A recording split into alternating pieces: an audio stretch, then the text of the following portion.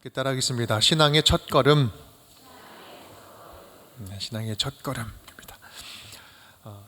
이런 신앙의 첫걸음 또 기초 이런 이야기를 하면 우리 지금까지 내가 얼마나 많이 배우고 잘 아는데 이것을 또 하나 이런 생각이 들 수 있는데, 여러분 제가 신앙생활을 하고 교회를 이렇게 섬기다 보면 너무 우리 전제된 믿음이 너무 달라요.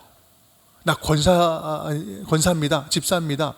30년 믿고 왔습니다. 이렇게 이야기하시고 신앙생활을 처음 시작하는데 알긴 아는 건가? 이런 생각. 이것이 좀 우리 결이 좀 다르거나 다르게 오해하고 있는 것들도 있는, 이런 생각들이 많이 드는 경우들이 있거든요. 여러분 특히나 이제 목장에서 같이 함께 성도 교제를 나누시다 보면 그런 경우들도 많이 있죠. 그래서 전제된 그 기초가 굉장히 다른 분들도 많이 있다. 그렇기 때문에 다시 한번 단단하게 우리가 딛고 가는 것이 굉장히 중요한 작업일 수 있겠다는 생각이 듭니다. 이 기초라고 이야기할 때, 첫걸음 할 때 기초라는 것은 우리가 계속해서 말씀드리는 건 뭐냐면, 기초는 튼튼해야 되는 거죠. 기초는 베이직을 말하는 것이 아니라 뭘 말한다고요? 파운데이션, 토대를 이야기하는 거예요. 그림으로 따지면 제가 이제 그림을 그렸잖아요. 동양화를 했습니다. 이렇게 쫙 쬐는 동양화가 아니라 그리는 동양화였어요. 네, 동양화 처음 하면 그 사군자를 이렇게 배워요.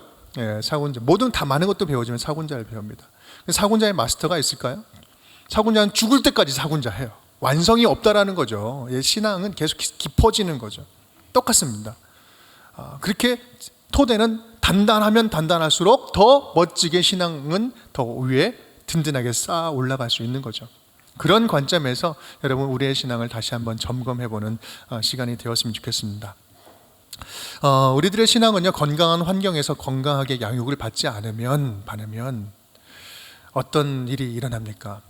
우리 아이들을 예로 들면, 아이들이 건강한 가정에서 건강한 먹거리와 또 건강한 양육을 받지 않으면 삐뚤게 나가죠.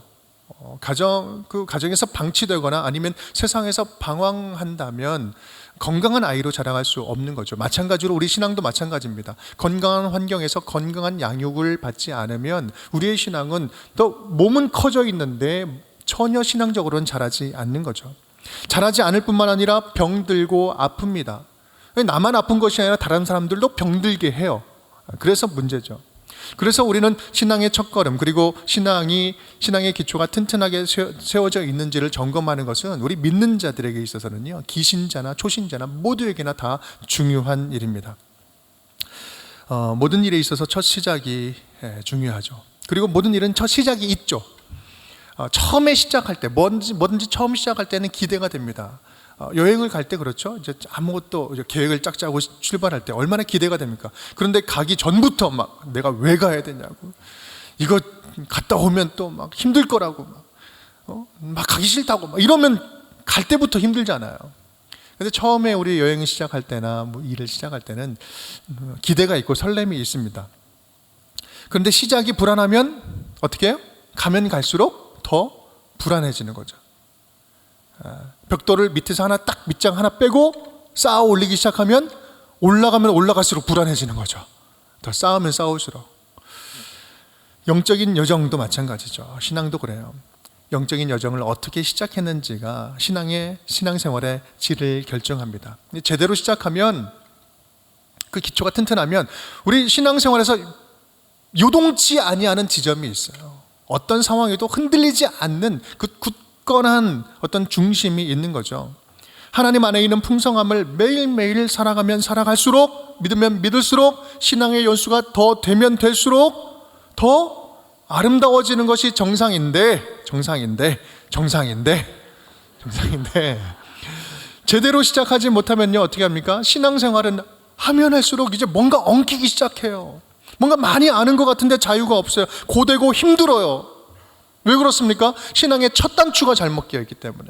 우리 신앙의 기초가 첫 단추가 잘못 끼어져 있기 때문에 그렇습니다. 이 왜곡된 전통 속에서 잘못된 신앙을 주입받고 그렇게 자라면 뭔가 의무감으로 신앙생활하는 거. 말씀을 봐야 되고, 기도를 해야 되고, 전도를 해야 되고, 빠지면 안 되고, 이게 이상하게 율법적인 어떤 의무조항으로 찾아오는 거죠.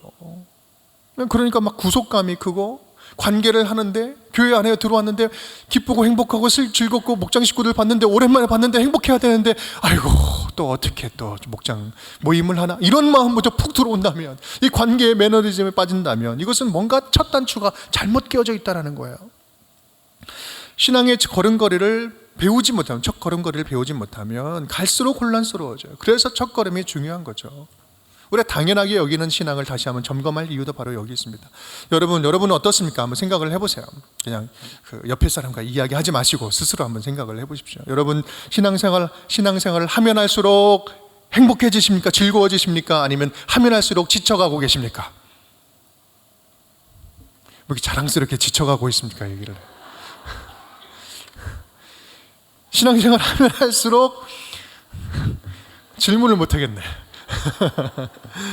여러분 신앙생활 하면 할수록 마음이 가벼워지고 행복해지십니까? 아니면 점점 마음이 더 무거워지고 계십니까?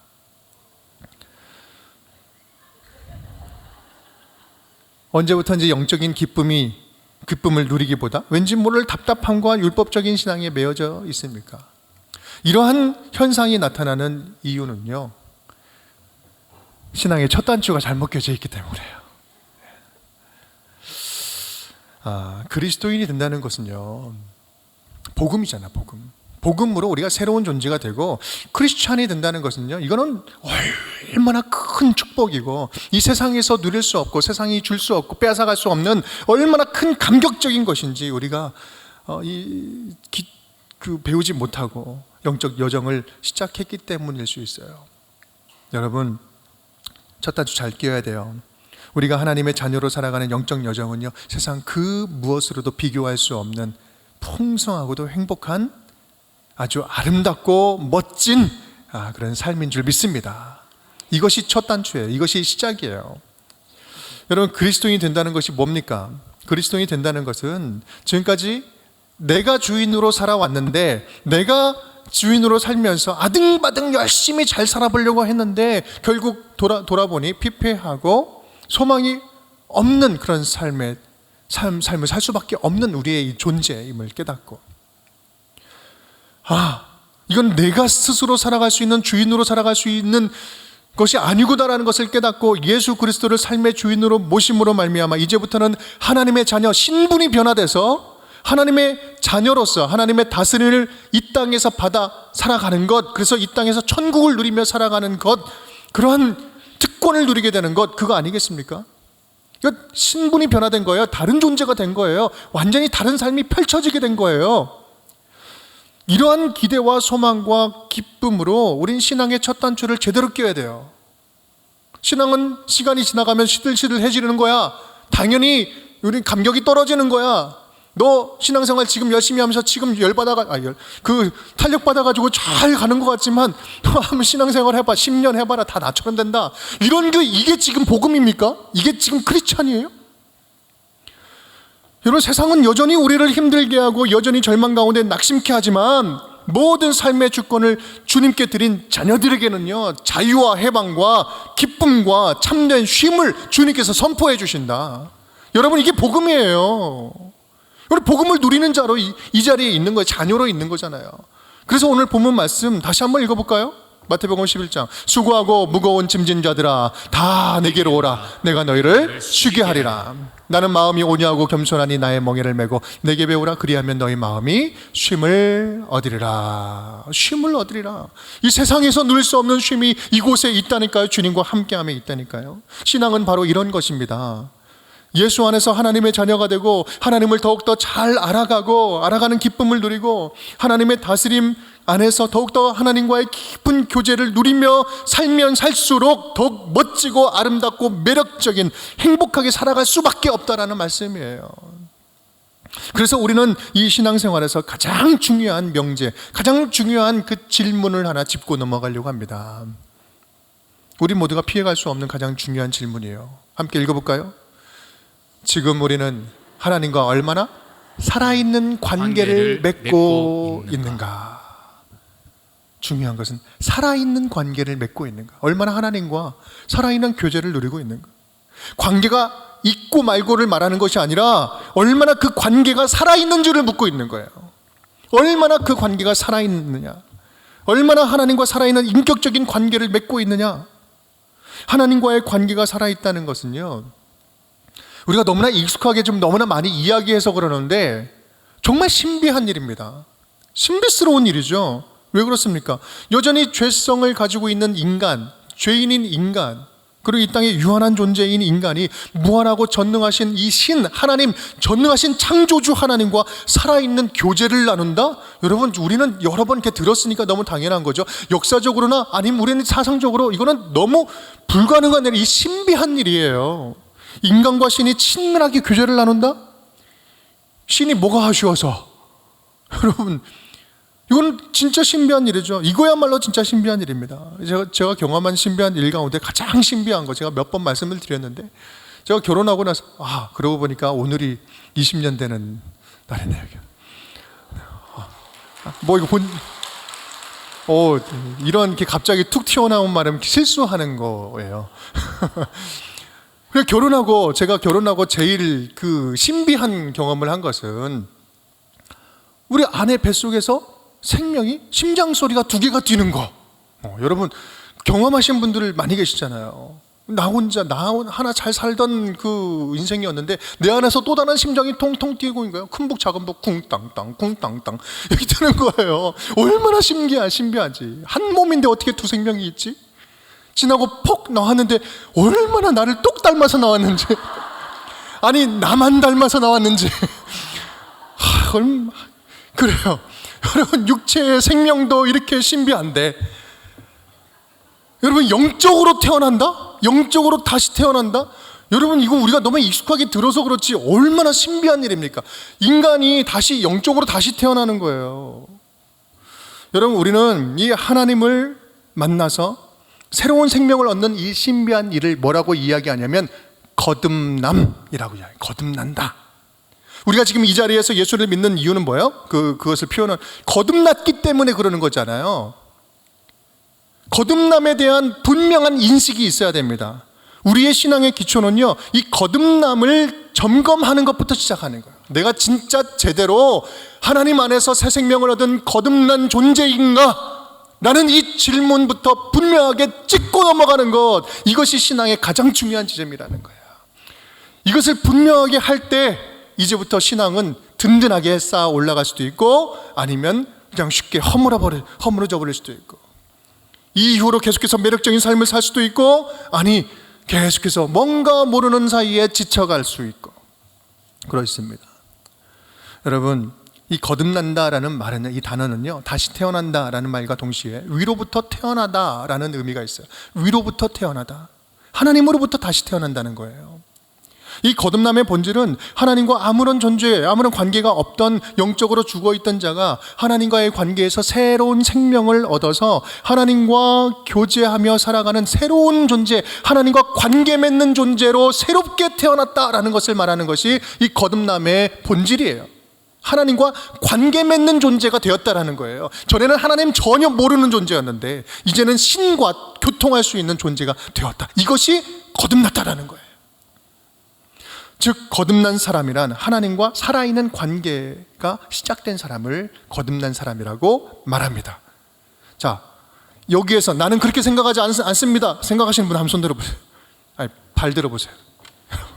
여러분, 이거 명백한 사실이죠. 여기부터 시작하는 거예요. 반대로 말하면 뭘까요? 하나님과 살아있는 관계가 없다면 여러분 거듭난 사람일까요? 이렇게 얘기하니까 좀 더 무서워지죠. 이제 하나님을 믿는다고 하는데 하나님과의 친밀한 관계가 전혀 없어. 내가 나를 보러보니 하나님 전혀 상관없이 잘 살아가고 있네? 여러분, 이거 거듭난 삶이라고 이야기할 수 있을까요? 살아있는 하나님과의 관계가 없는 사람이라면 무엇으로 내가 거듭났습니다라고 증명할 수 있겠습니까? 여러분은 거듭나셨습니까? 아니면 아직 거듭나고 계십니까? 거듭나려고 지금 하고 있는데, 거듭난 줄 알았는데 안 거듭나셨습니까? 여러분, 무엇이 거듭남을 증명할 수 있습니까? 얼마나 하나님과의 살아있는 인격적인 관계를 생명처럼 여기고 살아가고 있느냐, 얼마나 그 하나님 관계를 끊어지면 난 죽습니다라는 생각으로 그 하나님 관계에 생명을 투자해서 그 관계를 유지하면서 살아가고 있느냐? 얼마나 살아있는 교제를 나누고 있느냐? 얼마나 주의 음성을 들으려고 하고, 얼마나 주님께 말하려고 하고, 고백하려고 하고, 얼마나 주님 주신 그 말씀에 순종하려고 살아가고 있느냐?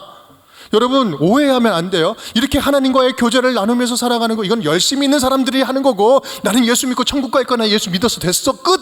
이렇게 생각하면 천만의 말씀 만만의 콩떡. 저는 그래서는 안 된다는 거예요. 여러분, 하나님과의 살아있는 교제는 거듭난 자라면 마땅히, 응당, 당연히 그래야 되는 거예요. 믿음이 좋은 사람만 그러는 것이 아니라는 말씀이에요. 그래서 거듭난 자에게 있는 특징이 있어요. 특징은 3가지가 있습니다. 3B로 설명을 해볼 수 있어요. 첫 번째는 거듭난 자는 뭐가 있어요? 믿음이 있어요. 믿음. 우리가 다시 예수 안에서 하나님의 자녀가 될, 다시 태어날 수 있는 유일한 근거는요, 하나님이 그렇게 우리를 구원하시겠다고 약속해 주셨기 때문에 그래요. 하나님이 자기 자신과 하나님과 단절된 우리 인간을 불쌍히 여겨주셔서 자기의 그 독생자 예수 그리스도를 십자가에 달려 대신 우리를 대신해서 심판을 받고 죽으심으로 말미암아 그 예수 그리스도를 우리 구주로 믿고 주인으로 영접하면서 살아가면 하나님의 자녀가 되는 권세, 특권을 우리에게 주시겠다고 약속해 주셨어요. 그것이 성경에 나와 있는 구원의 길입니다. 성경 말씀이죠. 그래서 거듭난 자라는 것은 이 성경의 말씀을 그대로 믿고 나에게 적용해서 내가 믿음을 갖는 거예요. 하나님의 약속을 믿는 거죠. 근데 여러분, 구체적으로 무엇을 믿습니까? 하나님이 나를 위해서, 우리를 위해서 행하신 그 일을 믿는 거예요. 구원의 길을 행하신 그 일을 믿는 거죠. 그게 4가지를 좀 핵심적으로 정리해서 정리할 수가 있습니다. 여러분, 4가지 우리 함께 읽어볼까요? 시작. 하나님께서 우주와 우리 인생을 지으신 주인입니다. 누가 주인이에요? 하나님이 원래 주인입니다. 이 우주도 만드시고 나도 만드시고 가족도 만드시고 우리 아이들도 만드시고 하나님이 주인입니다 라는 거예요. 그런데 어때요? 2번째, 그런데 하나님을 무시하고 자신이 스스로 주인된 인간은 하나님과의 관계가 끊어져서 심판을 피할 수 없는 존재가 되었습니다. 우리 인간은 뭐예요? 이 하나님이 주인인데 하나님 주인 아니야. 내가 주인인 것처럼 살아가며 내가 마음대로 살아갔던, 그래서 관계가 끊어진 거예요. 이것이 잘못된 줄을 모르고 내가 하나님처럼 살아가는 거죠. 이것이 죄라는 거죠. 그래서 심판을 피할 수 없는 존재가 되었어요. 3번째, 우리가 받을 이 심판을 예수께서 대신 받으셔서 우리가 하나님 앞에 다시 설 수 있는 길을 열어주셨습니다. 우리는 심판받아 죽을 수밖에 없는데 예수님께서 대신 심판받아 죽으심으로 말미암아, 그리고 부활하심으로 말미암아 끊어졌던 하나님과의 우리 관계를 예수님께서 이어주셨다. 그러려고 오셨다라는 거죠. 그래서 우리는 그분을, 예수 그리스도를 믿는 믿음, 그 다음이다. 4번 읽겠습니다. 이 예수님을 우리가 구주로 믿고 삶의 주인으로 영접하고 따르면 하나님과의 관계가 회복되어 하나님의 자녀로 살게 됩니다. 아멘. 이 예수님을 우리가 영접해서 삶의 주인으로 믿고 따르고 순종하여 살아가면 하나님과 관계가 온전히 회복되어서 우리는 하나님의 천국을, 하나님의 자녀로 살아가게 된다. 이것이 하나님이 우리를 위해서, 구원하시기 위해서 마련하신, 행하신 일이에요. 이 진리의 말씀, 이것을 믿는 거예요. 믿음의 실체를 우리는 분명히 알고 믿어야 됩니다. 그냥 희미하게 뭘 믿는데 뭐 예수님 이렇게 뭘 믿는데 뭐 영생 좀 이렇게 천국 믿는다, 뭐 이렇게 희미하게 믿어서는 안 된다는 거예요. 분명하게 예수님이 왜 오셨는지, 우리에게 어떤 일을 행하셨는지, 그리고 하나님은 어떤 계획을 가지고 우리를 구원의 길로 초청하셨는지, 내가 예수를 믿는 그 이유와 목적과 그 결과가 어떻게 달라지는 것인지, 그래서 이것이 얼마나 나에게 있어서는 절실히 필요한 믿음의 지점인지 그것을 딱 짚고 넘어가야 되는 거예요. 이렇게 하나님이 행하신 일을 믿음으로 받아들이면, 살면 2번째 특징이 나타납니다. 거듭난 자의 2번째 특징 함께 읽겠습니다. 삶의 변화, 행동이 변화되게 되는 거예요. 내가 주인으로 살다가 예수님을 주인으로 모시고 회개하면서 주도권을 우리 주님께 내어드리면 그때는 삶의 변화된 삶이 따라올 수밖에 없다라는 거예요. 오지 않을 수 없다라는 거예요. 왜 그렇습니까? 삶의 주인이 바뀌니까 선택이 달라지고 판단이 달라지고, 그러니까 그 결과가 달라지는 거예요. 요즘 참 그런 분들이 중간중간에 틈틈이 참 많이 계세요. 우리 남편이 달라졌어요, 이런 거. 예전에는 안 그랬는데 뭔가 조금씩 달라졌어요. 우리 아이가 조금씩 달라지고 있어요. 얼마나 감사한지 모릅니다. 여러분, 삶의 주인이 달라지면 삶의 모습이, 선택이, 결과가 다 달라지게 되는 거예요. 우리가 예수 그리스도를 믿을 때 우리에게 찾아오신 분이 계시죠? 성령께서 그때부터 예수 그리스도의 말씀을 깨닫게 하시고 그 삶으로 견인해 가시죠. 이끌어 가시죠. 그래서 성령께서 우리 가운데 찾아오시면서 때로는 좀 부담을 주기도 하고, 때로는 갈등을 겪기도 하시죠. 전에는 싸울 일이 없었어요. 그냥 내가 원하는 대로, 내가 주인이니까 마음대로 살아가면 문제가 없었어요. 그런데 뭐예요? 성령께서 들어오시니까 내 마음에 두 마음이 싸우기 시작하는 거예요. 내 욕망과 성령의 욕망이 싸우기 시작하는 거예요. 그러니까 갈등이 생기는 거예요. 여러분, 신앙생활하면서 힘든 거 당연한 거예요. 뭐 힘든 거, 내가 예수 믿고 그냥 너무 괴로워져가지고 미칠 지경이다.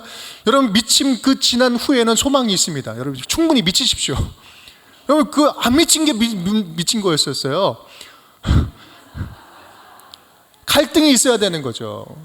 그 갈등 속에서 하나님이 선택하시고 판단케 하시고, 그러면서 내 삶이 변화가 되는 거예요. 그러니까 변화가 되는 거죠. 쉽게 말하면 이런 겁니다. 내가 예수 믿으니까 당장 내 사업이 막 잘 풀렸다, 이런 것이 아니라, 그렇게 사업이 잘 되거나 형통해지는 것이 아니라, 상황은 변함없는데 이 상황을 해석하고 바라보는 내가 변화되는 거예요. 여러분, 성령께서 우리 변화시켜 갈 때 급진적으로도 변화시키지만 대부분은 점진적이고 또 우리 지속적으로 변화가 일어납니다. 이 점진적이고 지속적인 변화가 일어난다는 것은 무슨 말이냐면, 이런 변화는 근본적인 존재적인 변화가 일어난다는 것을 이야기해요. 어떤 현상이 살짝 변하는 정도가 아니라 근본 존재적인 변화가 일어난다는 것을 말하는 거예요. 상황은 변함없는데 이 상황을 바라보고 해석하는 내가 변화되는 거예요. 그러니까 예전에는 좌절하고 충분히 이 정도 일이면 좌절하고 넘어졌을 일인데, 예수 믿고 주인이 바뀌니까 어떻게 돼요? 이 뒤에 하나님의 인도하심이 있을 거야 라는 소망을 붙잡게 되고, 이것보다 더 큰 일을 막아주셔서 감사합니다, 감사함이 넘치게 되는 거죠. 이런 존재론적인 변화, 근본적인 변화가 온다. 여러분, 이게 진짜 예수 안에 있는, 진짜 하나님 안에서 경험할 수 있는 변화와 성장 아닙니까?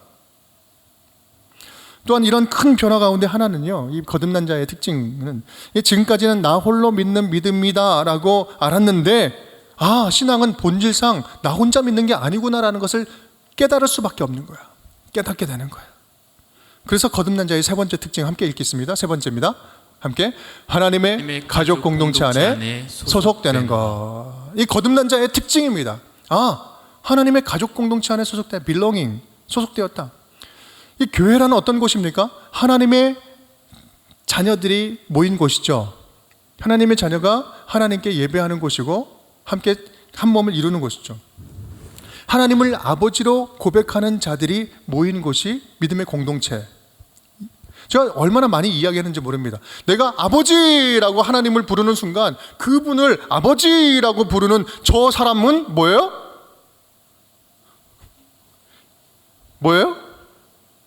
형제 자매예요. 우리는 한 하나님을 믿잖아요.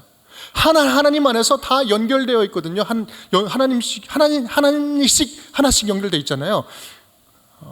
난 제대로 된 하나님을 내가 고백하고 저 사람도 제대로 된 하나님을 고백한다면 저와 저는 한 가족이라는 거예요. 내가 하나님을 아버지로 부르고 하나님의 자녀가 되는 순간 내 선택과는 상관없이 우리는 하나님의 가족 공동체 안에 소속하게 되었다라는 사실을 거듭난 자들은 인식하고 알 수 있다, 안다는 사실입니다. 그래서 공동체 안에서 하나님께서는 나를 다루시고, 공동체 안에서 나를 보호해 주시고, 공동체 안에서 훈련하시고, 공동체 안에서 서로 돕게 하시고, 공동체 안에서 서로 사랑을 배우게 하시고, 나의 모난 부분을 공동체 안에서 다듬어 주시고, 이것이 거듭난 자에게 있는 특징이라는 말씀이에요. 여기에 공동체의 특권이 있고 교회에 사명이 있는 것입니다. 그래서 거듭난 자는요, 공동체와 뗄래야 뗄 수 없는 자입니다. 우리가 예수 안에서 온전히 거듭났다 하면 공동체와는 뗄래 뗄 수 없는 존재라는 것을 우리는 다시 분명히 인식해야 된다는 거예요. 혼자 잘 믿을 수 있겠다. 혼자 나는 성경도 받고 유튜브 보니까 뭐 요즘 너무 그냥 유종상 목사님보다 설교 잘하는 목사님이 얼마나 많은데 얼마나 많이 배울 것도 많이 있는데 나 혼자 신앙생활 잘할 수 있다. 여러분, 모르는 소리, 천만의 말씀, 만만의 콩떡. 여러분, 말씀을 정리하겠습니다. 거듭난 자들에게는요, 이런 세 가지 특징이 있습니다. 첫 번째는 믿음. 하나님의 약속을 진짜 나의 믿음으로 고백하는 믿음. 두 번째, 그 믿음이 들어옴과 동시에 내 삶에 일어나는 자연스러운 변화. 내가 막 의지적으로 무엇인가를 하려고 하는 것이 아니라 주인이 바뀌니 자연스럽게 변화되는 삶의 흔적들. 그리고 세 번째, 내가 하나님을 온전히 믿고 있으면 하나님이 사랑하시는 저들도 내가 사랑하는 존재구나. 그래서 나의 태도가 바뀌어질 수 있는 것. 이 공동체 안에서 나를 다듬어 가신다는 사실을 알게 되는 것. 이것이 거듭난 자의 특징입니다. 질문 한번 읽어볼까요? 나는 이런 거듭난 자의 특징을 가지고 있는가? 우리 자신 스스로의 모습을 다시 한번 냉정하게 점검해 보았으면 좋겠습니다. 혹시 지금까지 신앙생활하면서 뭔가 아는 것 같은데 잘 모르겠고 문제가 없는 것 같은데 영적으로 계속해서 맴맴 도는 그런 문제는 없었습니까?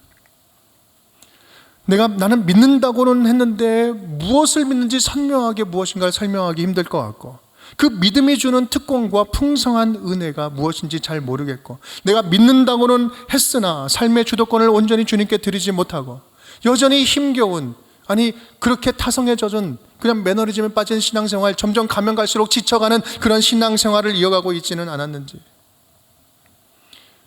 하나님이 나를 돌보시고 관계에 함께하고 계시는데 이 관계의 문제에 관계에 어려움이 있음에도 예전처럼 끊임없이 그 모든 문제를 다른 사람에게 다른 곳에서 찾으려고 하는 모습은 없는지 하나님이 허락하신 이 교회 공동체, 이 목장 공동체를 하나님이 서로 다듬어가고 서로 사랑을 배워가고 서로 섬기면서 살라고 보내주신 공동체였다는 사실을 가볍게 여기고 목장은 내가 선택할 수 있는 거야. 할 수도 있고 안 할 수도 있는 거야. 이렇게 그냥 선택적인 모임 정도로 여기고 있지는 않았는지. 오늘 이 거듭남에 대한 점검, 이 이야기, 이것으로 우리의 영적 상태를 다시 한번 잘 객관적이고 냉정하게 좀 점검해보는 시간이 되었으면 좋겠어요. 오늘 말씀 다시 한번 돌이켜보면 수고하고 무거운 짐진 자들아 다 내게로 오라 내가 너희를 쉬게 하리라. 모든 주권 주님께 내려놓고 참된 거듭난 자로 살아있으면요 진짜 주님 안에 안길 때 쉼이 있어요. 해방이 있습니다. 자유함이 있습니다. 뭔가 그렇지 않다면 무엇인가 내 삶에 틀어진 지점은 어디 지점인지 찾아가서 그 부분부터 다시 한번 씨름하고 우리의 삶을 회복할 수 있기를 간절히 바랍니다. 거듭난 자로 하나님의 은혜를 풍성히 누리며 살아갔으면 좋겠습니다. 앤틱 가구 아까 얘기했나요? 앤틱 가구는 오래되면 오래될수록 비싸집니다. 손때가 많이 묻으면 묻을수록 막 반짝반짝 빛나고 더 비싸져요. 샘핑보다 훨씬 더 비싸. 여러분, 우리가 바로 그거예요. 샘핑보다 훨씬 신앙생활 오래되면 오래될수록 더 반짝반짝하고 매력적이고 와 나도 닮고 싶다 이러한 모습을 품어가는 거 이게 정상이라는 거예요. 이게 정상이라는 거예요. 여러분, 우리 더 하나님을 더 깊이 알아갔으면 좋겠어요. 하나님과 친밀한 관계, 이거 생명처럼 누리면서 살아갔으면 좋겠습니다. 공동체를 좀 더 깊이 사랑했으면 좋겠습니다. 여러분, 목장 공동체 허락해 주셨는데 어떤 변화가 있다 할지라도 주님께서 허락하신 이 공동체 책임을 서로 지우면서 서로 성장하라고 붙여주신 스파링 파트너구나. 하나님께서 이때 나의 사랑이 저 사람에게 필요하기 때문에 붙여주셨구나. 하나님과의 살아있는 관계 속에서 우리의 목장들을 바라볼 수 있기를 간절히 바랍니다. 하나님과의 살아있는 관계 속에서 지금 우리 교회를 진정으로 사랑하는 눈으로 함께 바라보았으면 좋겠어요. 하나님과의 살아있는 관계 속에서 우리 예한교회에 세워지는 이 모든 과정들을 사랑의 눈으로 바라보고 함께 협력했으면 좋겠어요. 우리 그렇게 신앙의 첫걸음을, 우리 거듭남의 확신, 그 부분부터 분명하게 도장 딱 찍고 이제부터 우리 더욱더 매력적인 크리스찬으로 자라갈 수 있는 우리 모두가 될 수 있기를 주님의 이름으로 축복합니다.